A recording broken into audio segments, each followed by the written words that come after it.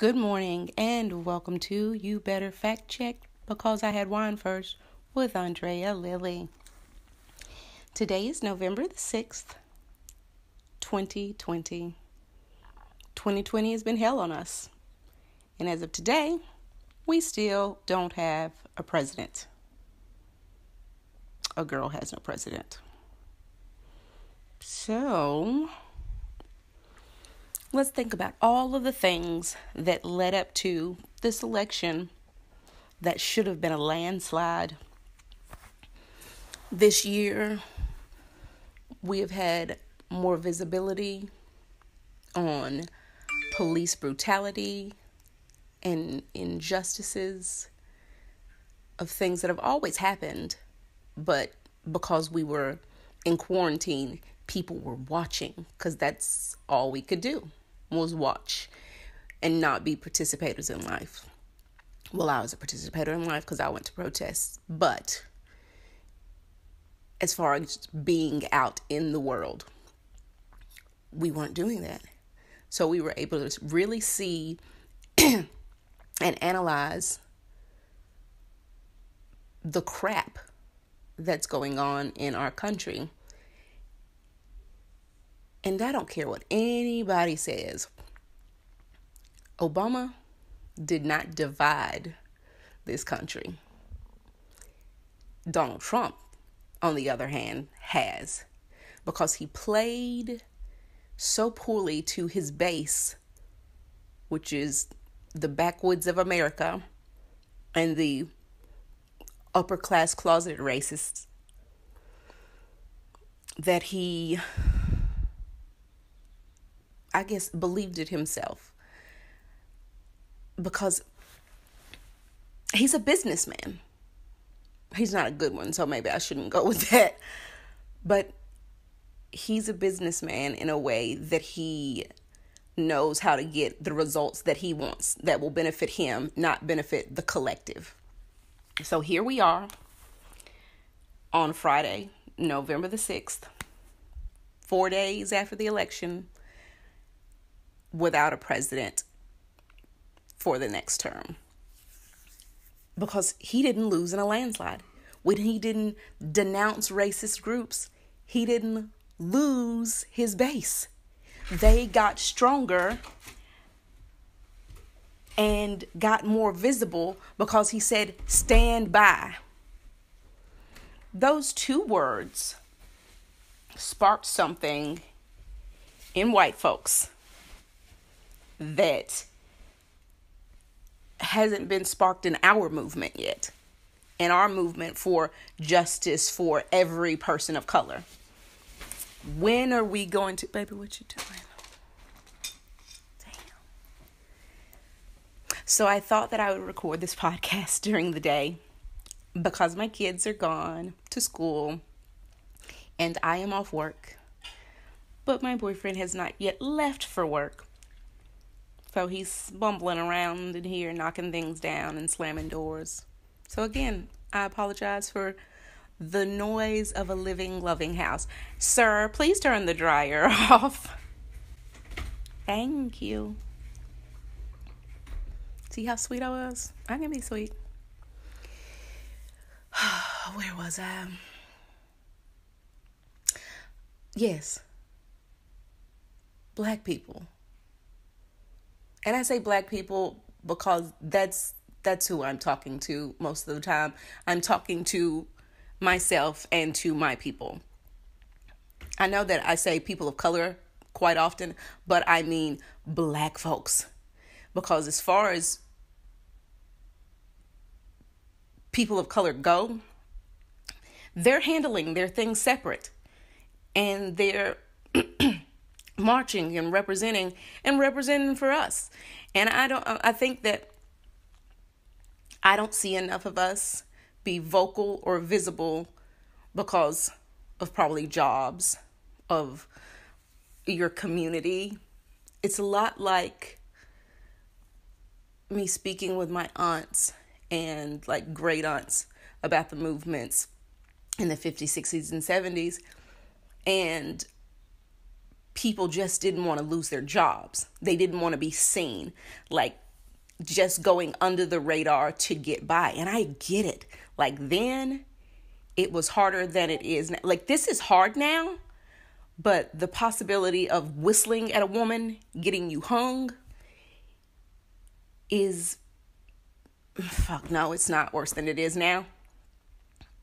Because being shot dead in the street because you have mental illness, or because,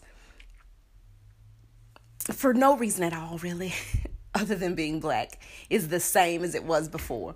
So I'm going to backtrack and say, no, it hasn't changed. It's just a different kind of evil. It's a different kind of oppression.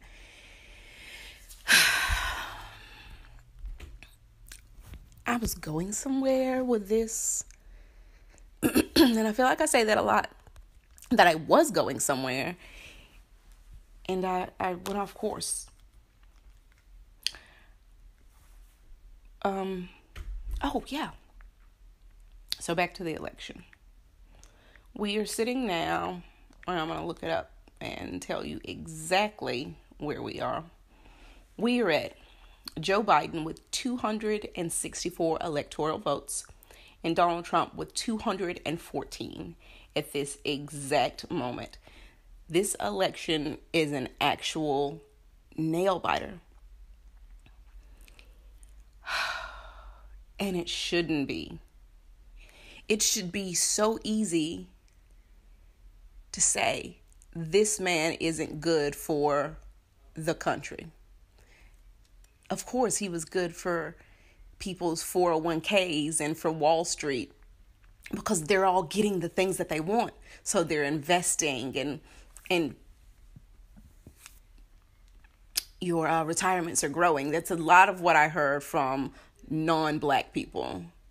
I'm going to vote for him because I'm making money. I get it, but it's not always about the money. It's like, what about this person's, black people, this person's actual life that they want to live in peace? What about the pursuit of happiness? Life, liberty, and the pursuit of happiness. So let's check. Black people are getting their lives taken after it took us forever to be liberated, and not actually liberated, with the guise of mass incarceration and steep drug laws. I am anti-drugs, but the punishment should be suitable to the crime. Period. I think that we collectively don't know what it is that we need, because we need so many things. So many things are denied of us that we don't know exactly what to pinpoint to say. Like, what is the thing that is the most important that we should have? I think that thing is life. Because if I can live to the next day, then I can handle the rest of it. So if there was a way now, well, there is a way, they just do their job the right way. But if there was a way now that police could just do their job and just arrest people and then let it play out in court, that would make me slightly happy. If I did not have to see someone be smothered to death or shot to death. Like, they are using lethal force and it's being recorded all over the place and nothing is happening. Nothing's changed. They literally painted Black Lives Matter in the fucking streets, but our life is still not getting the recognition and the worth that it deserves. All of these symbols of things are too much for me. I don't want the symbols. I want the longevity of change. I want to be an old woman who can watch my grandkids run around and shoot water guns at each other in my front yard, and the police not zoom up to see or jump out of their car and shoot a young black boy. This is too much. And I think we need leaders, not a leader, but we need to set up some kind of system in each state that communicates within each other to say what are the things that we need. Because different states do need different things. There's so much going on in each area. Like California's on fire. I'm sure Flint still has shit water. The unemployment rate here in Alabama is crap. There's so many people on like family assistance. It's called TANF. So many people on assistance here, and they're not offering them any help past that. And you have to be literally almost homeless to get that type of assistance. Well, that shouldn't be what the government is trying to do, is cripple you. You should be able to get that and still work a job that will help you set. You know what it is? They don't want you to save so that you get better, so that you don't need them, so that you can use your voice all of the time. Because when I was a youngle, not a word. When I was a younger single mom, I did need assistance and literally filled out paperwork for it and did not get it because I made 15 cents too much and the system automatically kicks you out. And I thought that it was insane that it said denied. So I called the office and I asked, and she's like, yeah, once we tally the 2.5 paychecks, you make 15 cents too much. And I was like, you're kidding. And she's like, no, the system won't even let us process it, even if your rent and all your other bills exceeds the amount of income that you have. And I was like, what? That's insane. So that's where we need to be thinking about our local officials that we are electing to represent us. To say, this isn't the minimum amount of money someone should get for family assistance or SNAP or housing assistance, because we're trying to make people better, right? We're trying to make every single family a self-sufficient entity, are we not? Because if we're not, then what is the country doing? Trying to make us completely dependent on them? I don't know. Because we should not be completely dependent on a country that has trillions of dollars of debt to China that they can call in at any point and we all be slaves to China. I'm just saying. Look it up. You can check that shit. Maybe I'll check it right now and see, because and tell you exactly how much money we are in debt to China.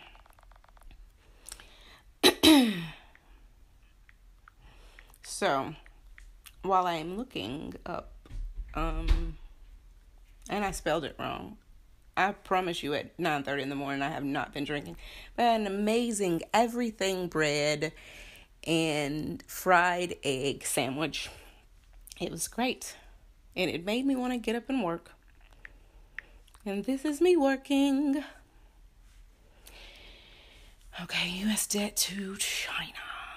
Yeah, that's the first thing that pops up, so clearly people look it up a lot. Oh, $6.13 trillion. That can't be right. That's a lot of money. How much U.S. debt does China owe? They probably don't know shit.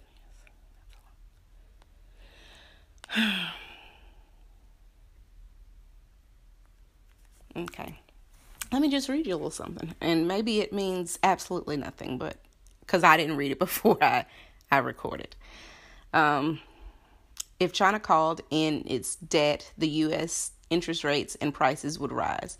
Slowly, the U.S. economic growth. On the other hand, if China called in that, I just read that backwards. I skipped a whole line. I swear I haven't been drinking. Oh, okay. I got you.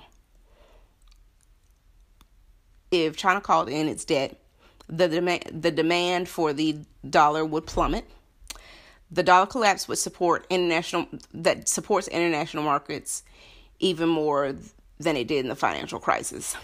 So we would be worth nothing, which is really bad and kind of scary when you think about it globally, because Americans are always saying we're number one. We actually aren't ranked number one in anything, I don't think.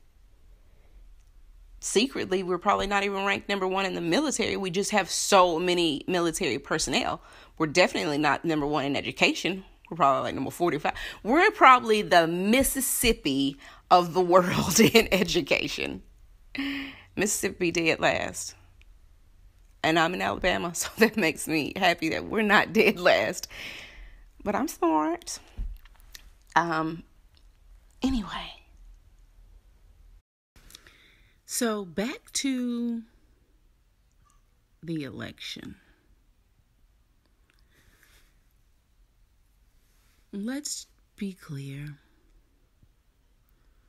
This is when we use the term the lesser of two evils. Joseph Biden is not some amazing savior, but he is a 4-year layover until we can think clearly on what it is that we want and have a real plan. Because unlike some very stupid celebrities, you don't just not vote. Because, moron, people died for you to have the right to vote. Black people and non-white people died for us to have that right. So whether it's rigged democracy and things happen in the way the government intends, that we still get to do it, and we don't have to pay a voting tax, and we don't have to answer a laundry list of questions like how much water is in the Mississippi River to be able to vote. You just get to walk in there with your state-issued ID, bubble in some dots beside people's names, and go about your day. That's easy work to let your voice be heard, to let your one vote be out in the universe. Or you could be an idiot and write in something like Oprah. Somebody told me they did that, and steam came out of my ears. And before I knew it, I was like, why the fuck did you waste your vote? But that's not my business. At least she exercised her right. Did I say that right? Exercised her right to vote. I just am baffled at the amount of people who still support Donald Trump. And it's so funny that so many conservatives support him or openly support him. You know what? That's a white people thing, and we should get on board with, like, I'm with you because you're my homie. I'm not going to say trash about you in public because I'm mad. We're going to talk about it privately. Black folks are the kings and queens of putting folks on blast and not just supporting. If we stuck together how they stick together, baby. Anyway, but listen, he's had three wives. He's not that conservative. He was canoodling with an alleged sex trafficker. I mean, a lot of people were, but he said some problematic things. He's done problematic things. I don't know.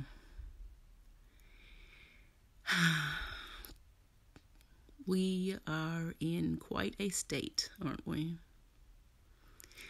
I just hope that the Biden-Harris ticket pulls through and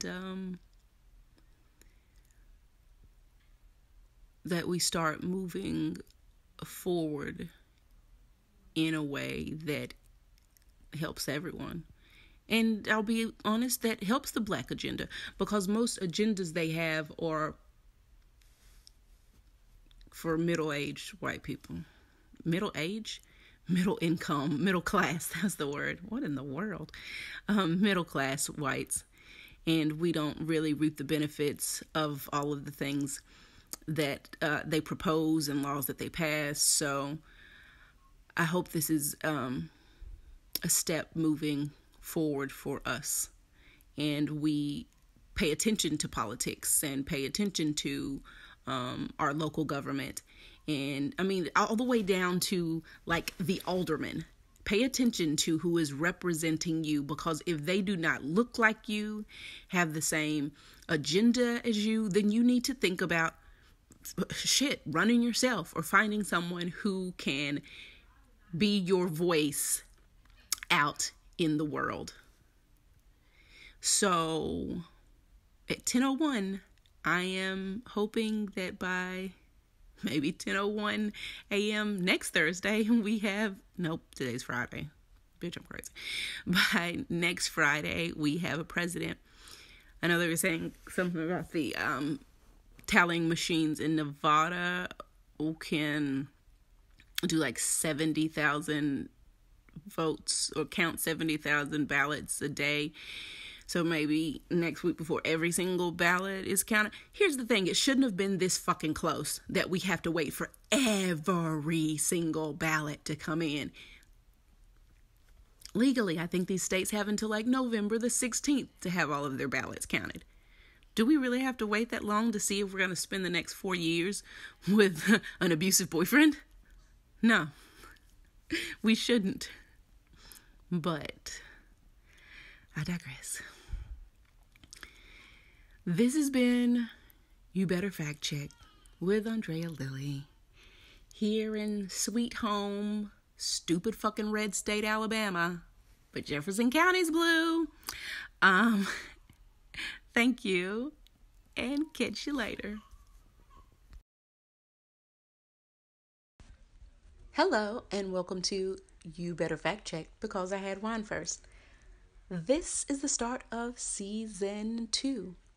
I recorded the presidential episode, A Girl Has No President. And I figured I would start season 2 since it was such a long time since I last recorded. So welcome to season 2, and hopefully more consistency, laughs, tears. Get mad at me if you want to. Maybe sip a little wine while you listen, because I sure will be.